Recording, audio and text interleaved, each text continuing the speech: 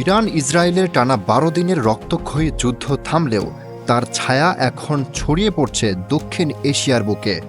আর এই ছায়ার ঠিক কেন্দ্রে রয়েছে পাকিস্তান।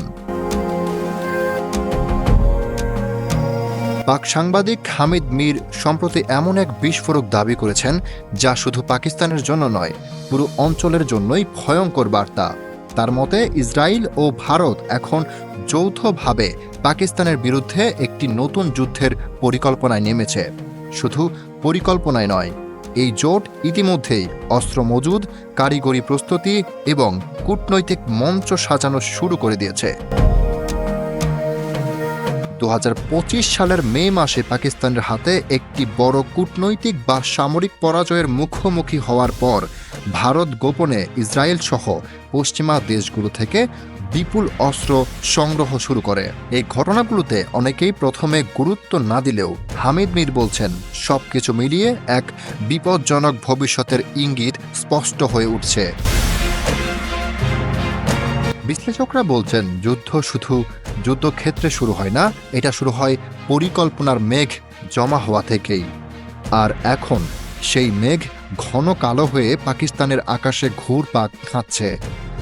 ইরান ইসরায়েল যুদ্ধের সময় পাকিস্তান প্রকাশ্যে ইরানকে সমর্থন করায় অনেক ইসরায়েলি নেতৃত্ব ক্ষুব্ধ হয়ে পড়ে। ভারত এই ক্ষোভকে পুঁজি করে পাকিস্তানের বিরুদ্ধে ইসরায়েলকে পাশে টেনে নিচ্ছে বলে ধারণা করা হচ্ছে। ১৮ জুন ইসরায়েলের সাবেক প্রতিরক্ষা উপমন্ত্রী মেইর মাসরি এক্স এ আরবি ভাষায় একটি পোস্ট দেন, যেখানে সরাসরি বলা হয়, ইরানের হামলার পর আমরা পাকিস্তানের পারমাণবিক কর্মসূচি ধ্বংসের চেষ্টা করতে পারি। এই বক্তব্য পাকিস্তানে দোলা তোলে। এরপর ভারতীয় একাধিক অ্যাকাউন্টে ভাইরাল হয় আরেকটি বার্তা, পাকিস্তানকে পারমাণবিক নিরস্ত্রীকরণ করা হচ্ছে, এটাই অপারেশন সিন্দুরের শেষ ধাপ। এই কথাগুলো নিছক হুমকি নয়, বরং এর পেছনে রয়েছে বাস্তব পদক্ষেপ। ভারতের আদানি গ্রুপ ও ইসরায়েলের এলবিট সিস্টেম যৌথভাবে হায়দারাবাদে যে কারখানায় হারমিস ৯০০ ড্রোন তৈরি করছে, তা এখন পাকিস্তান বিরোধী পরিকল্পনার সরাসরি অংশ বলে মনে করছেন বিশেষজ্ঞরা। হামিদ মীর দাবি করছেন, মোদি সরকার এখন ইসরায়েলের সহায়তায় পাকিস্তানে হামলার পরিকল্পনা করছে। উদ্দেশ্য, কাশ্মীরকে আরেকটি গাজায় পরিণত করা।